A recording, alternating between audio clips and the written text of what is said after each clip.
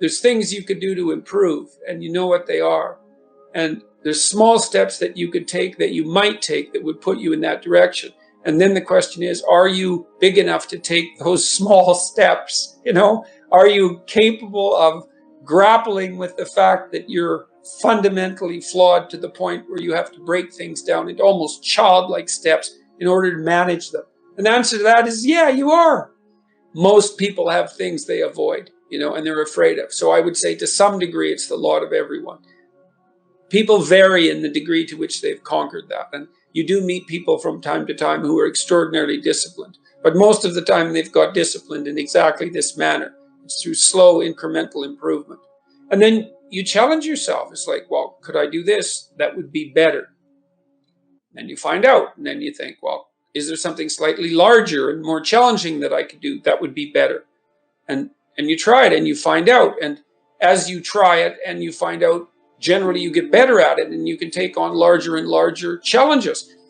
You take responsibility for yourself. That's part of standing up straight with your shoulders back. It's like, take on the world, man, but only at the level that you can manage. When you're ignorant and biased and deeply flawed and immature, it's where everyone starts. You don't want to bite off more than you can chew, but it doesn't mean that you can't wrestle with part of reality. Some part that's small enough so that you have a good shot at victory. And then you attain victory over some small part of the chaos. And then you're the person who's victorious over chaos. You're just a beginner, but that's who you are. And then maybe you can get unbelievably good at that. And you do that by challenging yourself humbly at the level that you're able to function. It's easier to understand if you think about a child that you're trying to rear properly, and you want to make that child, help that child reveal their highest potential, whatever that is, whatever that means. And what you do is you don't set them a series of impossible tasks in the hope of undermining their self-confidence. You form a relationship with them that is predicated on your interest in their highest mode of being. And then you offer them challenges that are precisely optimized to their ability, right? So they can do them, but they have to stretch. The two elements of their ability would be what they can do and how much they're capable of transforming what they can do. And an optimal challenge stretches you to the end of what you can do and then into the domain of how you can transform. You have to be humble and wise enough to understand that you might have to aim pretty damn low, especially in those places where you're not functioning well. And it might be so embarrassing that you can't bring yourself to fathom that that's actually who you are. You need the loss of that arrogant ego because it's precisely what's interfering with your movement forward. It's part of the adversarial process, mythologically speaking, that stops moral progress. You're too proud of who you think you are to notice what you're like so that you could change properly. You don't want to sacrifice that part of yourself. It's probably associated with some delusion that helps you maintain a positive, although very fragile self-image, in the absence of genuine effort. It's not to be recommended. So you know yourself by watching and paying attention. It's not thinking exactly. It's not imagination. It's watching like you're a snake. Because a snake watches like cold-bloodedly with no emotional reaction, just to see what's there. It doesn't allow what is wanted or desired to interfere with what is observed. So you watch yourself like that, as if you don't know who you are. Well, that's the beginning. And then you challenge yourself continually to see how far past yesterday you can push today and tomorrow, and to continually experiment with expanding the domains not only of your competence but of your ability to increase that competence. The upper limit to that is proportional to the moral effort that you put into it.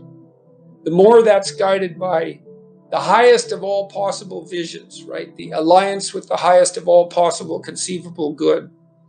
The more it's accompanied by truth in speech and action, the more you will develop your potential. And I believe that potential to be as unlimited in the upward direction, more unlimited in the upward direction than it is unlimited in the direction that brings people to the political and social hells that so often characterize the world that we inhabit. And so you also, I suppose, have to be willing to undertake that as an adventure, because it's a hell of a thing to bear that kind of responsibility. It takes a person out of the ordinary.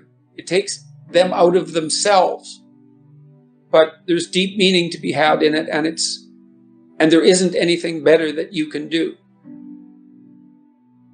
There's this old idea that you go into the abyss. It's an idea that you can gaze into the abyss. You gaze long, and what you find in the abyss is a monster. That's the dragon at the bottom of the abyss, let's say. That's Satan himself, for that matter. But if you go into that as deeply as you can, what you find is you find your fragmented father in a comatose condition, in a desiccated and separated condition. And then you revivify that. Well, what does that mean? It means something. It means that if you look in the darkness, you find the light. That's one thing it means. And that the light really stands out against the darkness, but that the light is to be found in the darkness. So that's a very interesting thing. That's a quest narrative. But it means more than that. It means something fundamental. So we know, for example, that if you take yourself out of your current state of predictability and safety, and you put yourself in a new situation, you'll learn, right?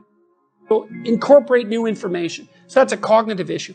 But that isn't all that happens. What happens is that new genes turn on within you and code for the production of new proteins. And that happens neurologically. New parts of you turn on.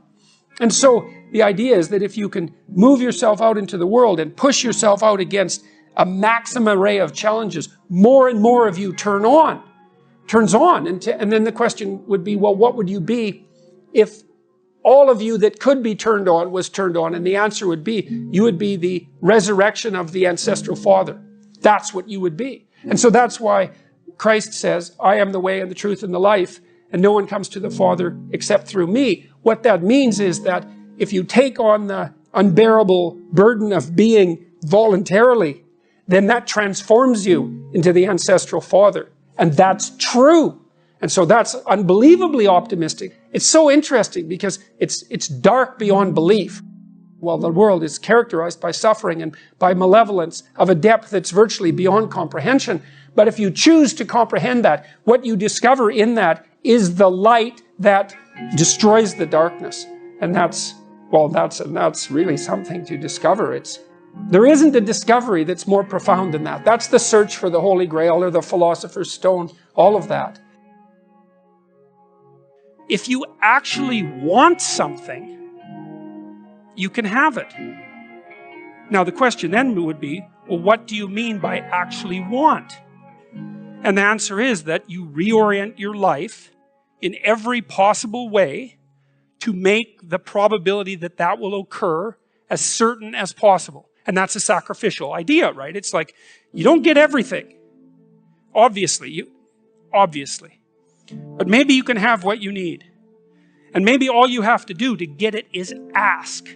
But the asking isn't a whim or today's wish. It's like, you have to be deadly serious about it. You have to think, okay, like I'm taking stock of myself.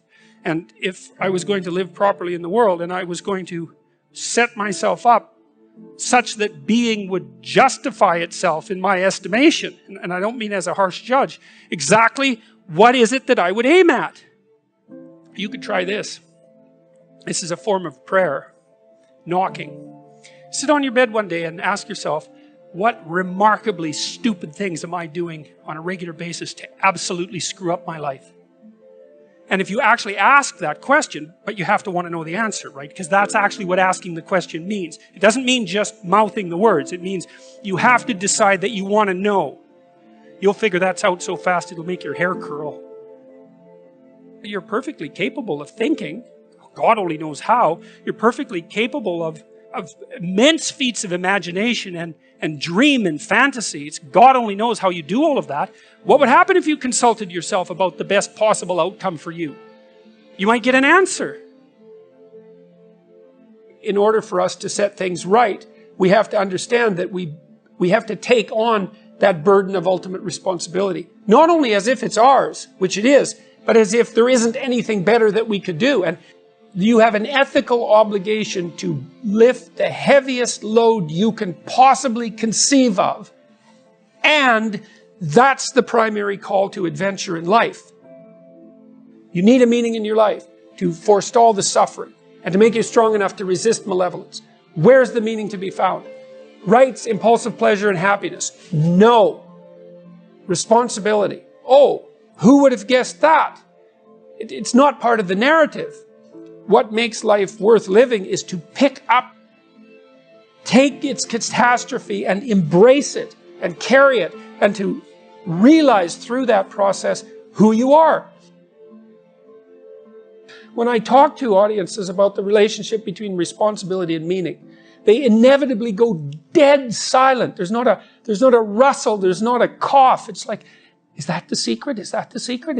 It's the voluntary adoption of responsibility? It's like, well, that's the central message of the West. It's like to pick up your cross and bear it, and everyone's been told that, but they don't know what it means because it's not been articulated enough so that it becomes something that's practical. It's like, yes, look at the terrible responsibilities you have right in front of you. Your family is hurting. You're in trouble. There's problems in the world. It's like all of that's right there. And all you have to do is take responsibility for it. And then you've got what you need. It's something so magnificent that happiness pales in comparison. So it's thin gruel happiness. And young people know that. They're pursuing hedonistic pleasure. And no wonder. But there's nothing in it that's sustaining. And all it does is make you cynical. It's like, that's all there is? Another one-night stand? Another binge party? And it's not like I have anything in principle, against some of that exuberant, youthful hedonism. Look, the universities have turned into places of parties. Why? Well, because that's what the students find best to do there. Well, that's not good. What you want to offer them is a reason to not party. It's like, no, you got to understand. You come to this class hungover. You're not going to be able to get it. You're not going to be able to write properly. You're going to pay a price for that hedonism. It's like, and the price will be too high for you to bear. It's like, oh, well, enough hedonism for me then. Like, I've got something important to do. That's the way out of that.